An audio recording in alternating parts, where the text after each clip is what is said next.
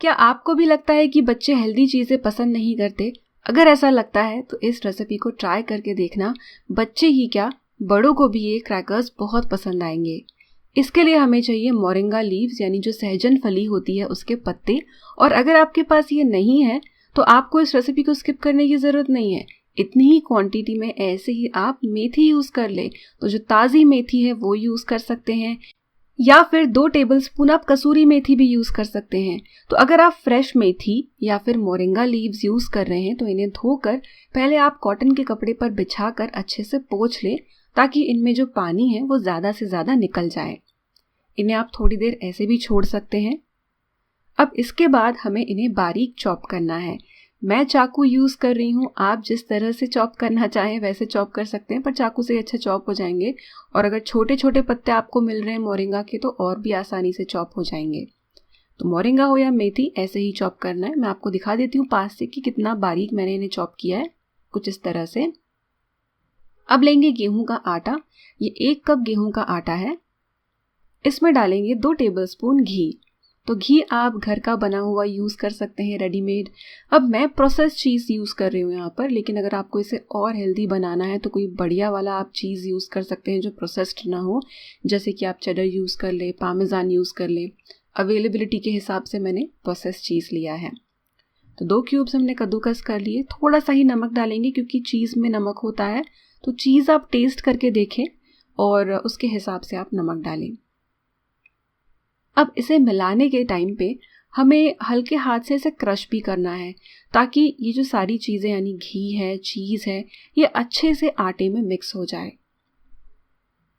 तो इसे इस तरह से हम मसलेंगे हाथ में, और पूरी तरह से मिक्स करने के बाद इसमें जो हमने बारीक चॉप किए हुए मोरिंगा के पत्ते रखे थे वो, या फिर मेथी, इसमें हम डाल देंगे और अच्छे से मिला लेंगे। ये जो मिक्सचर है ये ठंडा होना चाहिए। अगर गर्मी का मौसम है तो आप इसे थोड़ी देर 5-10 मिनट फ्रिज में भी रखें। यहाँ पर मैं दूध यूज़ कर रही हूँ। 4 टेबलस्पून टोटल मैंने इस रेसिपी में यूज़ किए, पर आप भी ज़रा एक एक करके टेबलस्पून वाइज दूध डालना, और दूध भी आप इसमें ठंडा यूज़ करना। अब इसके बाद हमें केवल दूध डालते हुए इस डो को इकट्ठा करना है। हमें नॉर्मल रोटी या फिर ब्रेड के आटे की तरह इस डो को गूंदना नहीं है। ये बहुत इम्पॉर्टेंट चीज़ है। आपको मसल के आटे को गूंदना नहीं है, केवल दूध को अच्छे से फैलाना है डो में। और जब आपको लग रहा है कि ये जो डो है थोड़ा सा टाइट और इकट्ठा हो सकता है, बस उतने के बाद ही आपको इसे इकट्ठा कर देना है। अब इसे हम बेल लेंगे। तो बेलने के टाइम पे ये इसमें साइड में क्रैक्स आ सकते हैं क्योंकि ये टाइट डो है, पर क्रैक्स आ रहे हैं लेकिन आप और दूध मिला रहे हैं ऐसा नहीं करना है। इसे थोड़ा इसी तरीके का रखना है हमें। काउंटर पर मैंने इसे रखा है और ऊपर मैंने एक बटर पेपर ले लिया है, ताकि बेलन इस पर चिपके ना, या फिर जो पेस्ट्री डो है हमारा नीचे का वो आसानी से बेला जा सके। बीच बीच में जो साइड के क्रैक्स आए हैं इसे भी आप ऐसे दबा कर स्मूथ कर लें। वैसे डायरेक्ट भी अगर आप बेलेंगे तो ये इतना कुछ चिपकेगा नहीं। आप ट्राई करके देख सकते हैं और ज़रूरत पड़े तभी पेपर यूज़ करना। अब इसकी एक पतली शीट हमें बेलनी है। अगर आप चकले पर बेलेंगे तो आपको मे बी इस पूरे आटे को 2 हिस्सों में डिवाइड करके एक लोई एक समय पर लेनी पड़ेगी। पर अगर आप काउंटर पे इस तरह से इसे बेलेंगे तो एक ही बार में आप काउंटर पर ज़्यादा बड़ी जो लोई है वो बेल सकते हैं। थोड़ा टाइम लगेगा इसे करने में क्योंकि ये टाइट डो है। अब इसके बाद कोई भी कटर यूज़ कर ले। आप पिज़्ज़ा कटर यूज़ कर सकते हैं, चाकू यूज़ कर सकते हैं। ये जो कटर मैं यूज़ कर रही हूँ ये खास नमक पारे या फिर जो शक्कर पारे होते हैं उन्हें बनाने के लिए यूज़ किया जाता है। पर किसी भी तरह से हमें इन्हें कट ही करना है। तो छोटे छोटे स्क्वायर्स, रेक्टेंगल्स या फिर थोड़े डायमंड शेप आप देना चाहें तो वो कर सकते हैं। आप राउंड कुकी कटर से राउंड भी कट कर सकते हैं, पर स्क्वायर या रेक्टेंगल करेंगे तो जो साइड का एक्स्ट्रा डो है वो ज़्यादा नहीं निकलेगा और आपको बार बार डो को इकट्ठा कर करके बार बार बेलना नहीं पड़ेगा। तो इसलिए स्क्वायर या रेक्टेंगल बनाएंगे तो अच्छा होगा। अब ये जो क्रैकर्स है ये बेक करते समय ना फूलें, इसलिए हम इसके ऊपर ऐसे छोटे छोटे छेद बना लेंगे।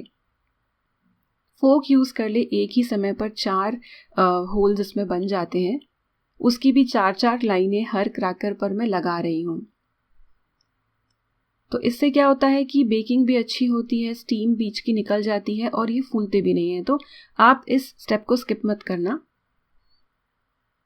अब इसे बेकिंग ट्रे पर मैंने पार्चमेंट पेपर के ऊपर लगा दिया है। पास पास आप इन्हें रख सकते हैं, ये केक या ब्रेड की तरह फूलते नहीं हैं, तो पास पास इन्हें लगाएं। अवन को प्रीहीट कर ले 160 डिग्री सेल्सियस पर 10 मिनट के लिए और फिर 10 मिनट के बाद इसे आप बेक करें।